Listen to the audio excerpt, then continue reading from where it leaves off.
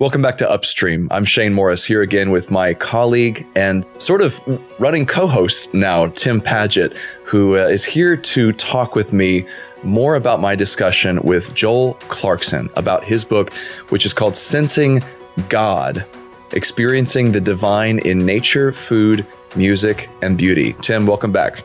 Thanks so much. I loved listening to your conversation from the other day. And I think you said that he was working on his PhD at St. Andrews in Scotland.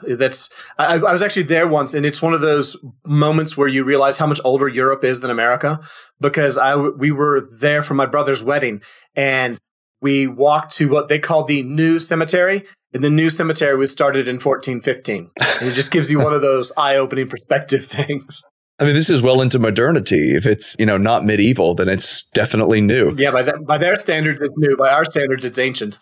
Yeah, exactly. Tim, this raises a thought I had during my discussion with Joel, which is about the role that our surroundings play in using our senses to understand God and to understand our role in the world. If you live in America, not only is everything very new, but often it's very aesthetically displeasing, shall we say, or just aesthetically indifferent. Right? People build buildings and roads and signs and whole communities with no real thought to the beauty or aesthetic value of those surroundings, what they do to a person's senses and psyche. And of course, we could go to, we could pull up Roger Scruton and do the whole critique of the way architecture has gone. I saw this great Twitter thread a while back where somebody said, modern architecture, modern art are really revolting and odd. There's those examples that, John Stonestreet likes to give of the ugly postmodern architecture, the pillars that hold nothing up, the staircases that go nowhere, that sort of thing. But this person said, really, the true drudgery of living in a modern community, especially in the United States, is that it's so utilitarian. Most of it is not postmodern. At least the postmodern architects are trying to evoke something. The ones who build Walmarts and Waffle Houses and 16-lane highways, they're not trying to evoke anything. It's just pure function. That makes it tough to go into a human space and say, this is a feast for the senses. This is something to do. So when you read about Joel's experiences in the UK and the beauty of his surroundings there, or you go out and experience the natural beauty that we have, scads of in the United States, thank God, you begin to feel how impoverished we are. And I wonder, I think we deserve some grace for that, is what I'm trying to say. I think perhaps that we shouldn't beat up on ourselves too hard for not sensing beauty when there's not often a lot of beauty around us. Yeah, you could almost look at it is that we are the story, the American experience is the story of the two main colonial areas, the Chesapeake Bay area and then the Massachusetts Bay area. Whereas the Massachusetts Bay area, it's the Puritans. And they're self-consciously stark and Spartan. That was almost like the postmoderns. That they weren't looking to be ugly, which the postmoderns sometimes are trying to be ugly. But the Puritans, all about Spartan architecture and things like that. There's a rustic beauty to it and things like that. But then you get the Chesapeake Bay. It's a commercial colony. So you get one. There's this kind of religious colony, and then on the south, it's this commercial colony. And you combine those two, and you get some crassness, or you get either an indifference to some aesthetic qualities from either an intentional indifference with the Puritans or just build, go, go, which is, the whole Virginia area. And America is both of those things. On the other hand, to come to the defense of our dear fair land, there are the things that crassness, that utilitarianness is what people find us to come in handy for. You think about, these weapon systems we're sending off to Ukraine or World War II, where we're supplying the world with all these weapons.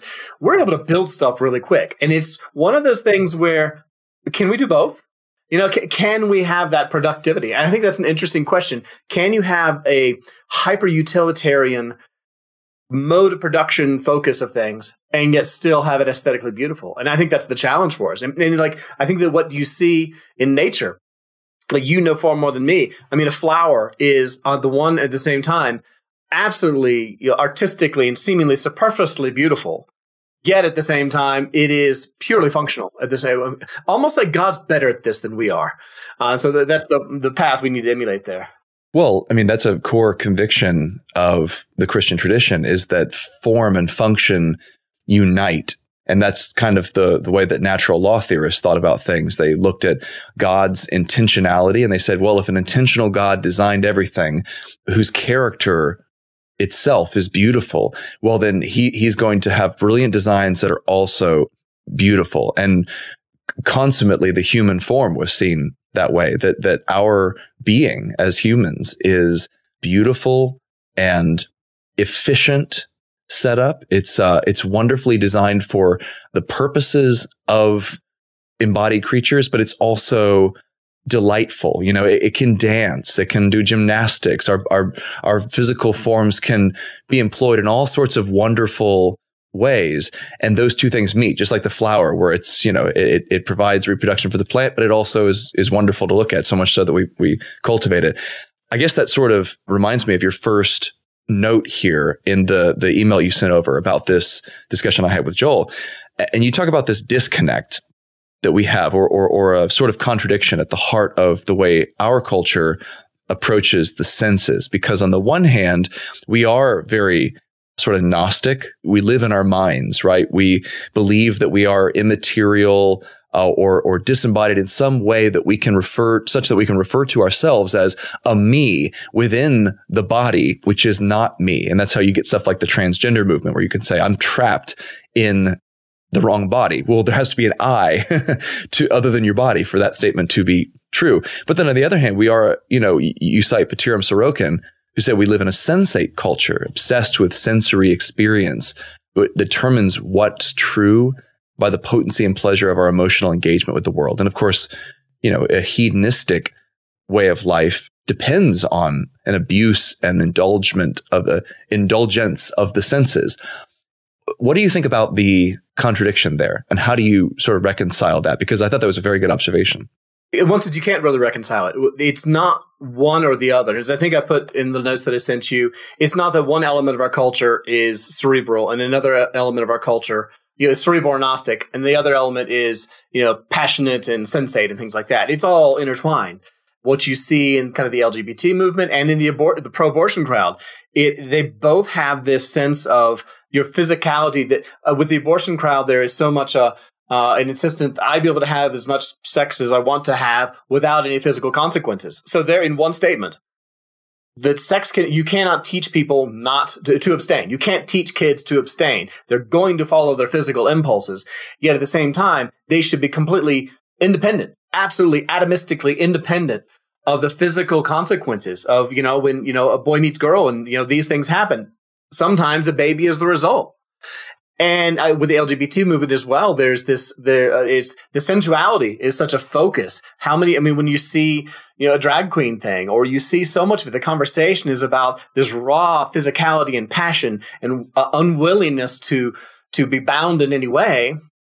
Yet at the same time, there is this expectation that your body is not really who you are in both of those things. I remember in your conversation with Ryan Anderson and Alexander de Sanctis talking about I was not in my mother's womb, that people will make that argument. That is a purely Gnostic comment, that there is a me that's separate from the physicality. And so how do you reconcile that? We're inconsistent beings. You and I are fathers. Are we loving fathers, or do we lose our cool? Well, yeah, is the answer. And I think that that's a contrast between good and bad. But I think that what we see here in our culture, we have this Enlightenment focus of scientism, where science is going to have all the answers.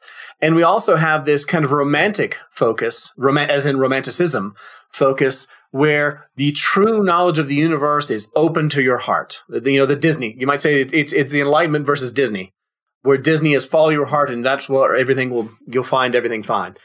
And so I don't think there is a reconciliation. I think that these two things they can't fit. They can't both be true. And yet they both exist in the same culture. It's a brokenness, and it shows that a lack of integration between body and soul, between mind and body, the whole philosophical paradox or philosophical conundrum. And I think that that's just part of the brokenness of our particular culture, and it manifests itself kind of with both extremes showing up at the same time.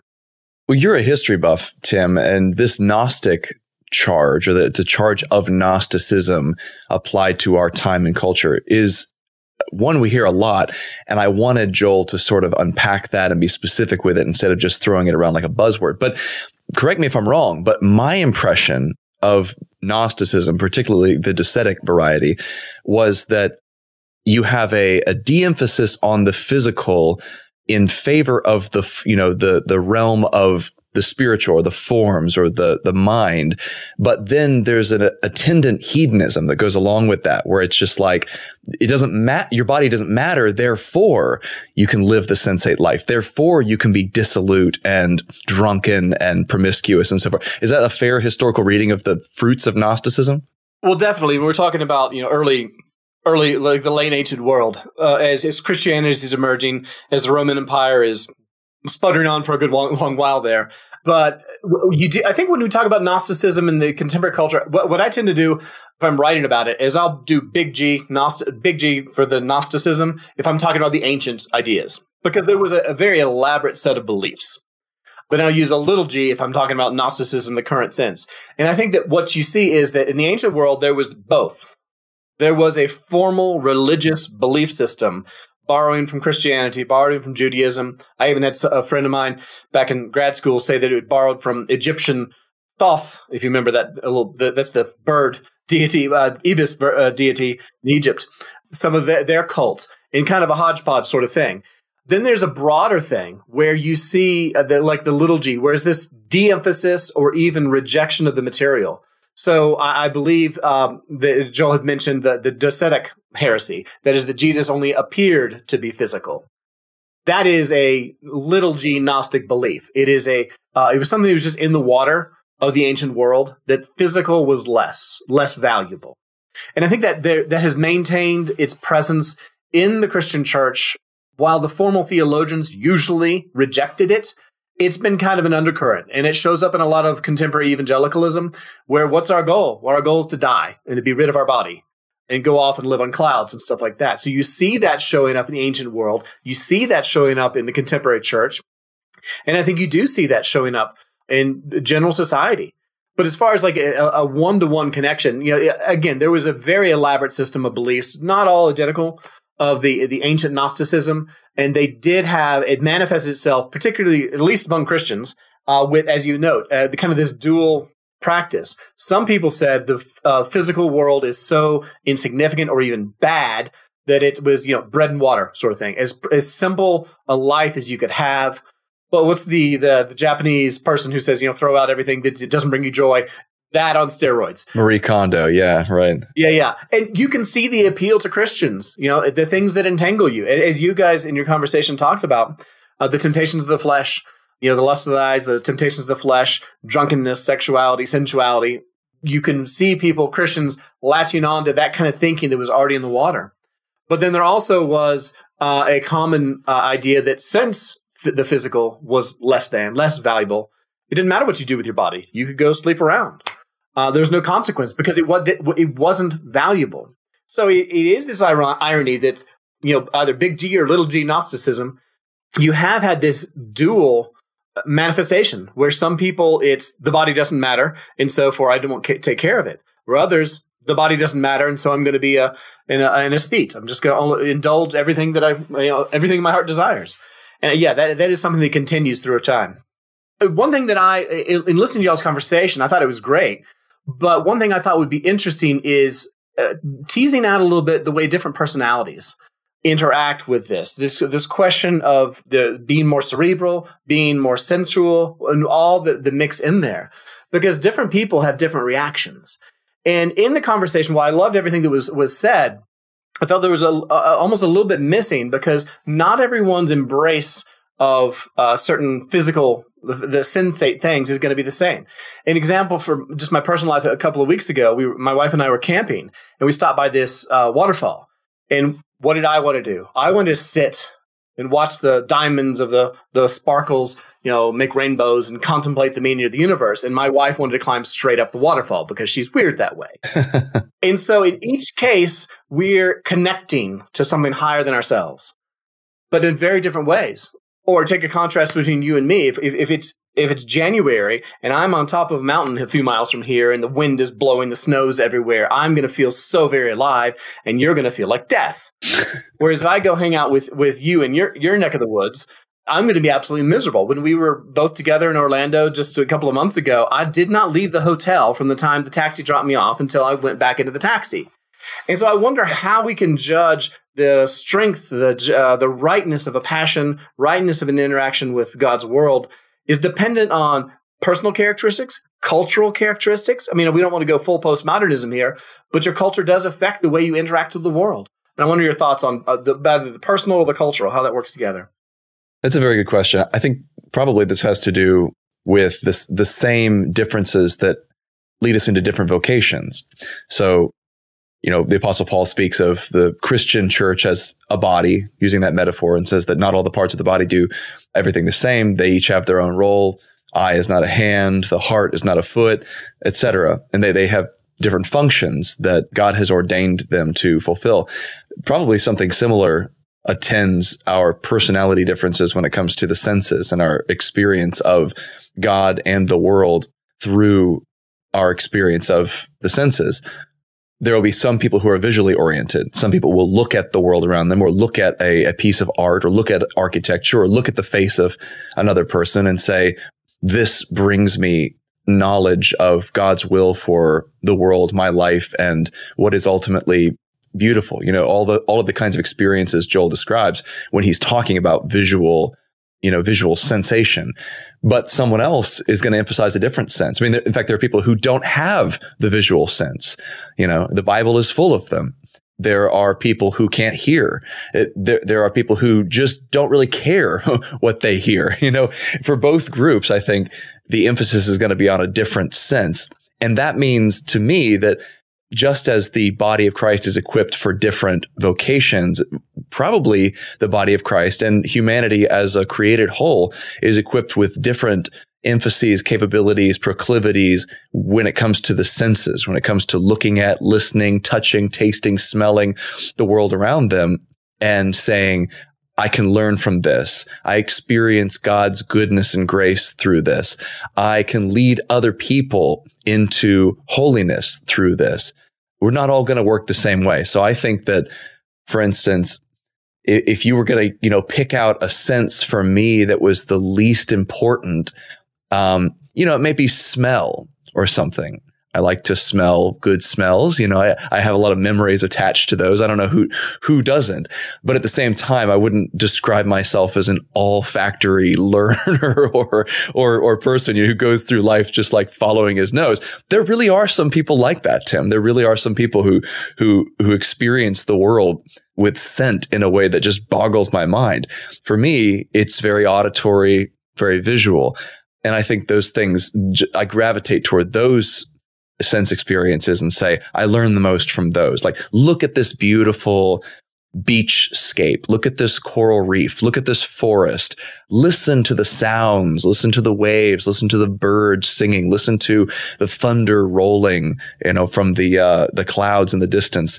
All of those, or look at the mountaintop grandeur on top of Pikes Peak, where you got that sign near you, where the writer of that old American song, America the Beautiful, right, was standing there. Purple Mountain's majesty across the fruited plains. And that was a visual experience. Yeah, I mean, though you don't see a lot of fruited plains around here. It's kind of arid, particularly this time of year. But I think that's really good. I mean, I think that my reaction, my wanting to pull that out, may have to do with my own story a bit. I grew up in Nashville, Tennessee, as you know. And if you grow up in Nashville, there's lots of artists. There's lots of particular musicians. And while I would say that in Joel's comments, he's absolutely right about the broad story of Christianity right now and many times across centuries, is that there's a suspicion of feeling, a suspicion of sense, a suspicion of even art at times. In Nashville, it's a flip-flop because there's so many people there who are artistic. So very many people who came from areas where being artistic and being sense-oriented is poo-pooed on, that when they come there, they overcompensated. And I think that again shows the personality thing going on. your experience of life is going to affect the way you engage with God's world. You're talking about the music, and both of you in your conversation talked about music. And an example came to my mind just about the power of music, how it's universal, yet there's sometimes it isn't. If you've seen the movie The Mission from 86, 87, something like that, it's got Jeremy Irons, Robert De Niro, a very young Liam Neeson. There's a scene where Jeremy Irons, he's playing a Jesuit priest, and he's gone up into the jungles near, I think it's near Paraguay in Central South America. And he starts playing, it's either an oboe or a clarinet or something like that. And it's a beautiful piece that he plays. And all of a sudden these, indigenous people start literally to come out of the forest and listen to him. And it's this striking moment because here he is. He's a good-sized guy. And just because of the ethnicity, he's like twice their size. But they come from completely different worlds. But with the beauty of the music, it transcends it. It absolutely goes across continents. It goes across the cultures, everything. Yet they could see the beauty in the music. And I think there's something wonderful about that. And I think there's more instances like that than there are the other example. And that is, if you've ever heard Beijing opera, obviously it's a Chinese thing. That is something that does not translate to the Western ear very easily. And that, again, it's seeing that beauty that there is. And I think that's just two illustrations, but I think that points to something that while there is a transcendence to sound, to beautiful sights, to beautiful smells and tastes, some, as you say, some people are more taste or smell oriented, but it doesn't always line up. And I think that's fascinating. And again, as you say, this is part of God's creation of what people enjoy. He loves the diversity. He can embrace it all as he is infinite, but it's not merely it's not merely a limitation that you are more oriented towards sight and sound, and that other people towards smell and taste or what have you. That's a gift. That's you're able to enjoy that in a way that someone else can't, and I think that's just a fascinating thing. One of the most interesting parts of the discussion for me, Tim, was this question of how much we can really trust the senses not to lead us into sin.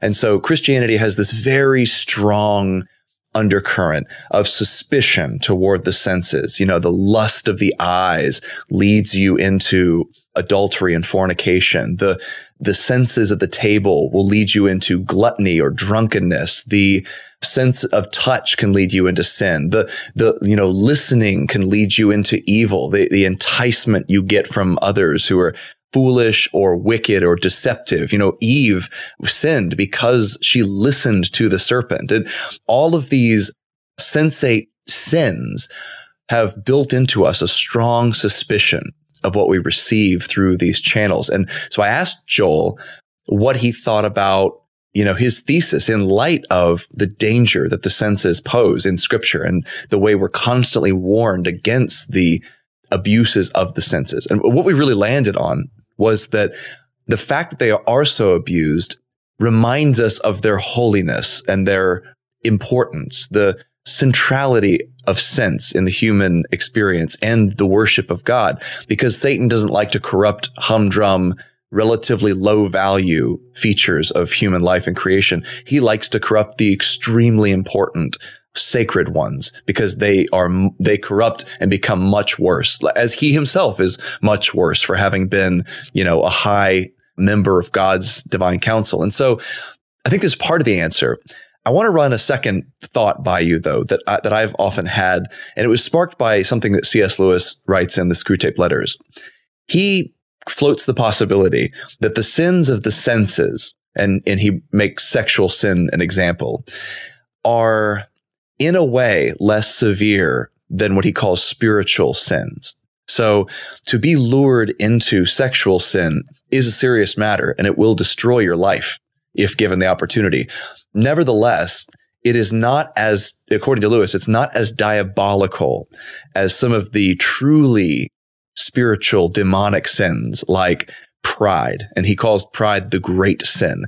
And I like this possibility that the senses will lead you wrong, and we should be suspicious of, abuses of the senses, but they won't lead you to the most wrong places of all. The most wrong places of all are kind of what we might call idealist sins. They're spiritual sins. They're the sins of the Pharisees or of Judas. And, this thought seems to me, it goes back a long ways in Christian history, because Dante even has in the hierarchy of, or the lowerarchy, I guess you could say, of hell and the inferno. The spiritual sins are at the bottom. The people who committed those spiritual sins and were characterized by them, with treachery being the worst of all, I believe, are in the worst levels of hell. And the ones who are just like gluttons or adulterers or something, they're in hell, but they're not at the lowest and worst levels. What do you think about that sort of Lewisian hierarchy of sin? Well, I think as you see in my notes there, I said, why is it that Lewis got this so well? Why did he is such a, you read some of his writings and it is vibrant, it is sensual, it is not just, it's pretty word pictures, but it's an embrace of riotous sensuality. But at the same time, the guy's a philosopher, the guy's a literary guy, very analytical. So I mean, maybe we can end on that in a second. But I think that really is, there's a lot to it. In my church service this past Sunday, we're going through the Heidelberg Catechism, and we got to the point where it's talking about the 10th commandment, covetousness. And I think it was Francis Schaeffer who noted that there's a reason it's the last one. It's kind of the ultimate one. The top table of the 10 commandments is an orientation towards God. Covetousness deals with an inward orientation, where everything is built in towards you. And I think that there's a reason that we distinguish between someone who steals because he's hungry and someone who steals just to be cruel. We recognize that there's something more going on with someone who is being malicious as opposed to someone who's simply trying to wrongly satisfy a need, satisfy a desire. The calculatedness, the cerebralness of these sins. And I think that the worst sorts of sins that we see in the world are the ones that combine them both. After all, you mentioned Eve there. Well, what is? I don't think this is original to me, but if you note, when Satan tempts Eve, it's twofold. It's beautiful, but it also raises you up. It's both of these things. And you think the worst sorts of sins, we think like the corruptions of the heart, they are very bad. But then, and then also the sensual sorts of sins, they're also very bad.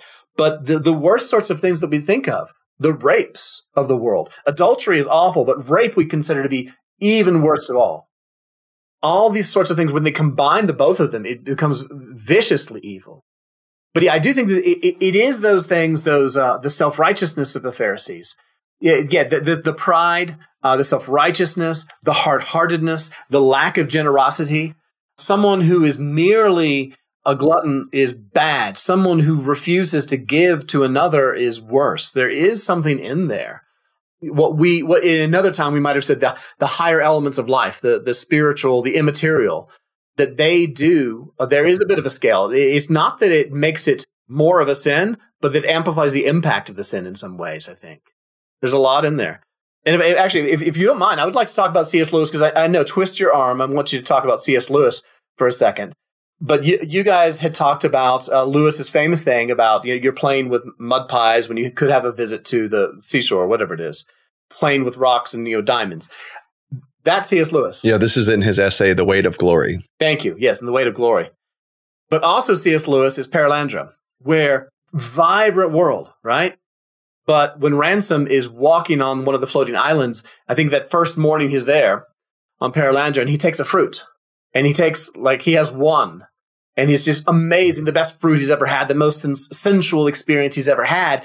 And yet he realizes it'd be wrong to take another. He can't exactly nail down exactly why.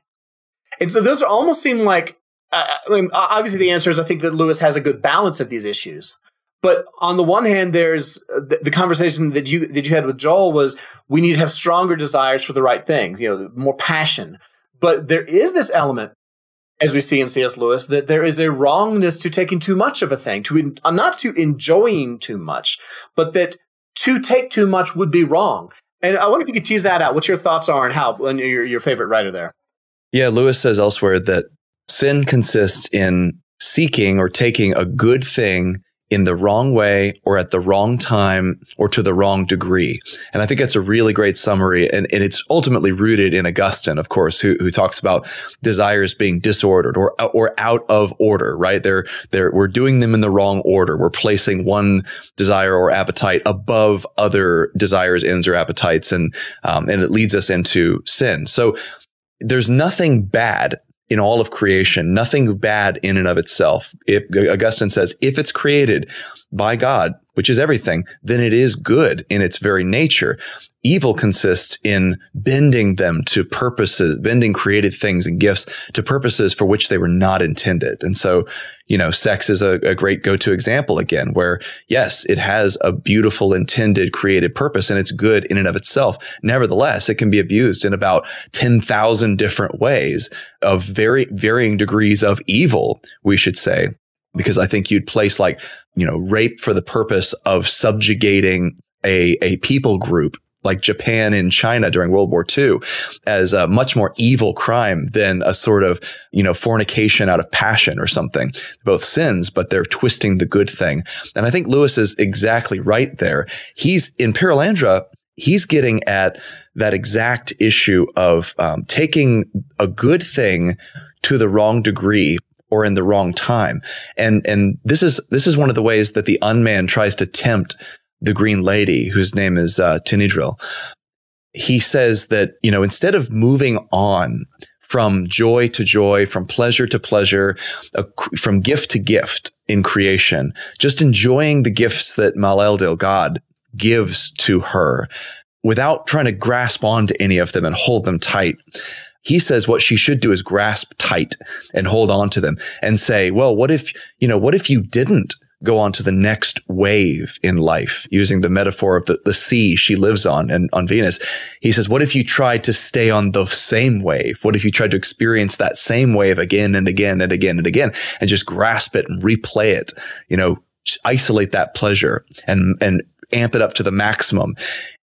And this is one of the temptations. This is what she's like, why would you do that? Because she doesn't get it. She has an uncorrupted mind.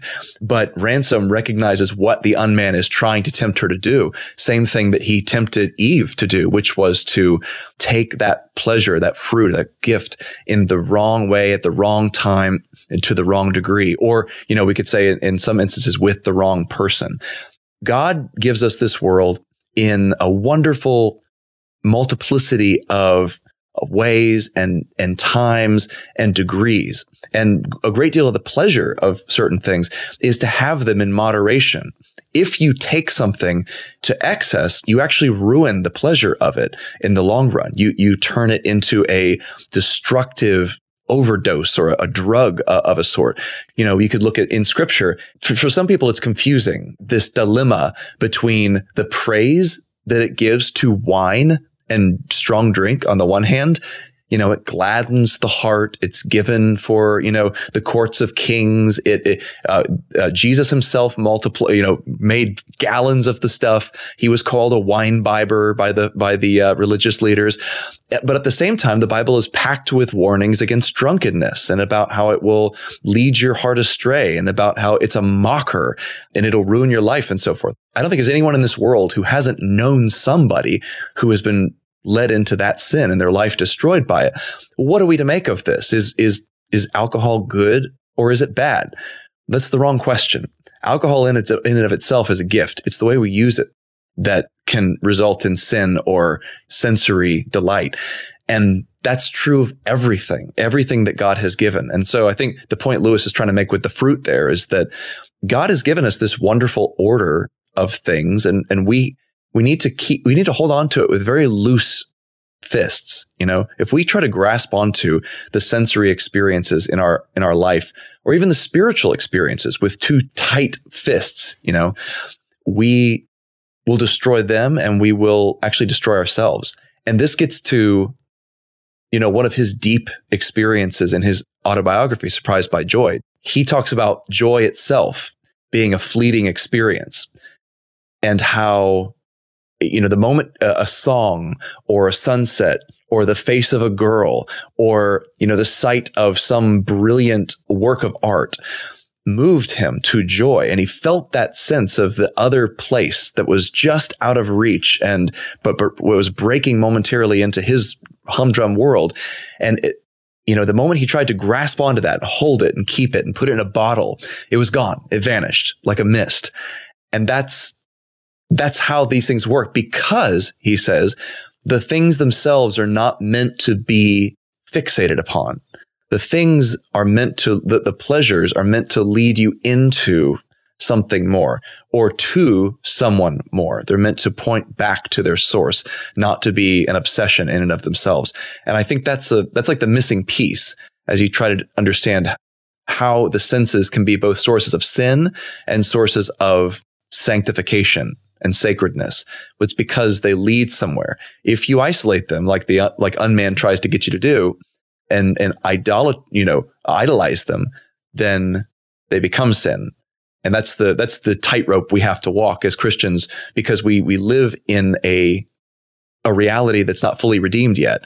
Our bodies and our souls retain the traces or vestiges of sin, which is what leads us into these abuses. I look forward, Tim, to a time when we will look at food and wine and physical bodies and all of the good gifts that God has placed into his world. And we'll say, we won't be the least bit tempted to abuse them. We'll just see the right function of these things. And we'll say, how else could it possibly be? How could I possibly use my words to slander someone or break them down or destroy their spirit? Words aren't for that. And I have no temptation to use them that way. That'll be a very wonderful day, but we're not quite there yet. Yeah, it reminds me of with another Lewis thing with the Lion, the Witch, and the Wardrobe. What's the problem? The witch has made it always winter. The problem isn't that it's winter. The problem is that it's always winter. It's always winter and never Christmas.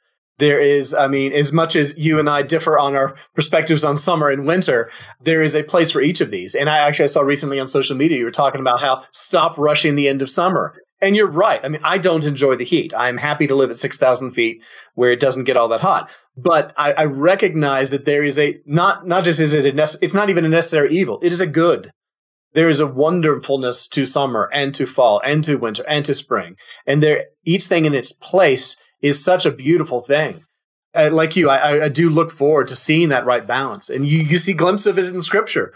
You and Joel talked about the beauty of the tabernacle and all the lushness of the decorations. And as I put in my notes, on the one hand, the Bible describes the temple and the tabernacle is filled with descriptions of fruit and whatnot, and all this lushness in the middle of the desert. But it's showing all this, but at the same time, the content really does matter. It's not merely the sense experience. And I think that's where we get off kind of askew, is because we think it's either purely doctrine, propositional truth, or it's wholly sensate physicality sort of things. No, it's everything in its right place. And I think that you're absolutely right, that it is getting the thing in its right place and longing for a day when you don't even desire to have that, whatever nth drink that you shouldn't be having, or that extra slice of pizza, or that one more scoop of ice cream, or whatever it might be. Yeah. Well, Tim, this has been a great discussion. Thanks for joining me on Further Upstream to talk more about my conversation with Joel Clarkson on his book, Sensing God. I look forward to more discussions in the future. This is always good. Sure thing. Look forward to it as well.